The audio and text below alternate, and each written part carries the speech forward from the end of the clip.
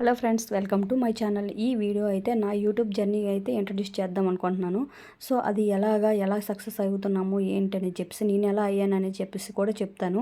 So channel ముందుగా చూస్తున్న వాళ్ళు చిన్న లైక్ చేసి మీ ఫ్రెండ్స్ అండ్ ఫ్యామిలీకి వీడియోని ఇస్తే షేర్ చేయండి. మా ఛానల్ అయితే తప్పకుండా సబ్స్క్రైబ్ చేసుకోండి ఫ్రెండ్స్. ఇప్పుడైతే నేను ఫస్ట్ స్టార్టింగ్ ఒక 3 ఛానల్స్ అయితే పెట్టాను ఫ్రెండ్స్. ఒక్కటి కూడా గ్రో అవ్వలేదు, ఒకటి గ్రో అవుతుంది. అది చాలా బాగా ఓన్లీ క్రాఫ్ట్సే ఉండేవన్నమాట. అప్పుడప్పుడు మేము బయటికి వెళ్ళే వీడియోస్ గట్రా పెట్టేదాన్ని అనమాట, అప్పుడు అబ్రాడ్లో ఉండేటప్పుడు. సో అది చాలా సక్సెస్ అవుతుందని చెప్పేసి ఒకసారి మేము విజిట్ కానీ వచ్చాము. అప్పుడే ఆదిపురుష్ మూవీ అయితే రిలీజ్ అవుతుంది. సో నేను సడన్గా ఆ మూవీకి వెళ్ళేటప్పుడు ఒక చిన్న వీడియో క్లిప్స్ అయితే అప్లోడ్ చేశాను. దానివల్ల నాకు ఒక 100 సబ్స్క్రైబర్స్ ఇలా వచ్చారనమాట.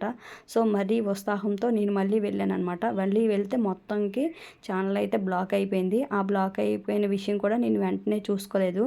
సో ఒక సాంగ్ ఏదో అప్లోడ్ చేశాను, దానివల్ల మేము ఇప్పుడు తిరుపతి వెళ్తున్నాం అనమాట. కాలినడకన మెట్ల మీద నుంచి వెళ్తున్నప్పుడు తెలిసిందనమాట. సో ఇలాగ మెసేజ్ వచ్చిందని చెప్పేసి, అప్పటికక్కడ సిగ్నల్ సరిగ్గా లేదు, నేను కూడా చూసుకోలేదు. సో దానివల్ల ఛానల్ తర్వాత ఎన్ని మెయిల్స్ పెట్టినా అవ్వలేదు. అప్పటికి నాకు 800+ సబ్స్క్రైబర్స్ అయితే ఉన్నారు. అంతా బాగానే ఉంది, ఛానల్ కూడా బాగా నడుస్తుంది. చిన్న క్లిప్ వల్ల పోయిందనమాట.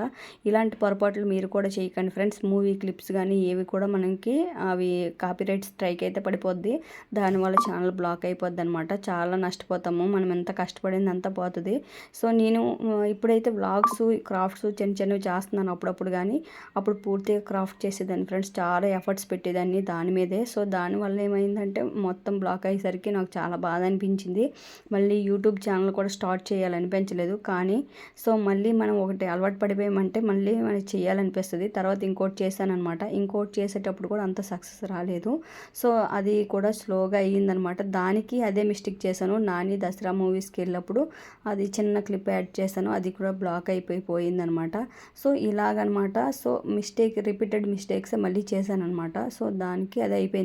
నెక్స్ట్ ఇప్పుడు నేను ప్రజెంట్ ఓపెన్ చేసిన ఛానల్ అయితే ఈ 2 ఓపెన్ చేయకముందే క్రాఫ్ట్ వేరేగా, నెక్స్ట్ వ్లాగ్స్ వేరేగా చేద్దామని ఇది ఓన్లీ క్రాఫ్ట్ కోసం ఓపెన్ చేశాను అనమాట. కానీ అప్పుడు దీన్ని డెవలప్ చేయాలనిపించింది. అలా క్రాఫ్ట్లు చేసినప్పుడు చాలా ఎక్కువ మంది చూడట్లేదు, ఎందుకంటే చాలామంది క్రాఫ్ట్ చేస్తున్నారు కాబట్టి. సో అలాగా నేను ఎలా సక్సెస్ అయ్యాను ఏంటి అనేది నెక్స్ట్ వీడియోలో అప్లోడ్ చేస్తాను ఫ్రెండ్స్. అంతవరకు నా ఛానల్ చూస్తున్న వాళ్ళు కంపల్సరీగా ఒక లైక్ చేసి మీకు నా వీడియో నచ్చితే సబ్స్క్రైబ్ చేసుకోండి. ఇంకా మంచిగా మీకు ఎలా ఛానల్ గ్రో అవ్వాలి, ఏమైనా కావాలంటే కామెంట్ చేయండి ఫ్రెండ్స్. నిజంగా అయితే నేను ట్రూగా మీకంతా చెప్తాను, ఎలా సక్సెస్ అవ్వాలి, ఏం చేయాలి, మన కంటెంట్ ఎలాగ ఉండాలి అవన్నీ కూడా మీకు క్లియర్గా చెప్తాను. నెక్స్ట్ ఇంకొకటి ఏంటంటే, మీరు ఎప్పుడు కూడా యూట్యూబ్ కొత్తగా ఛానల్ స్టార్ట్ చేసినప్పుడు మీరు ఏది చేయాలనుకున్నా మీ ఓన్ వాయిస్, మీ ఓన్ కంటెంటే ఇచ్చుకోండి. అది వ్లాగ్స్ అయినా ఏదైనా సరే. సో ఏంటంటే అవతల కొన్నిసార్లు మనం వాయిస్ యూజ్ చేసుకోవచ్చు, మ్యూజిక్ యాడ్ చేసుకోవచ్చు షార్ట్స్లోన. అలాంటి తప్పు ఓకే. దానివల్ల మనకి గ్రోయింగ్ వస్తుంది, ఏంటంటే సబ్స్క్రైబర్స్ వస్తారు, నేను కూడా చేస్తున్నాను. కానీ మనకి మోనిటైజేషన్ అయితే అవ్వదనమాట. దానివల్ల మనకే లాసు. మనం వేరే వాళ్ళ వాయిస్ తీసుకోవడం వల్ల, వేరే వాళ్ళ మ్యూజిక్ తీసుకోవడం వల్ల వాళ్ళకే బెనిఫిట్ అనమాట, ఎందుకంటే వాళ్ళకి అమౌంట్ వెళ్తుంది. సో మనకి ఒక చిన్న బెనిఫిట్ ఉంటుంది, ఏంటంటే సబ్స్క్రైబర్స్ వస్తారు దానివల్ల. సో మీరు అలాంటప్పుడు పెద్ద వీడియోస్ చేయండి. పెద్ద వీడియోస్, లాంగ్ వీడియోస్ చేయడం వల్ల అట్లీస్ట్ ఒక 8 మినిట్స్, ఒక 6 మినిట్స్ దాటి 8 మినిట్స్ లోపు స్టార్టింగ్ చేశారంటే దాంట్లో మీ ఓన్ వాయిస్ ఇచ్చుకోండి.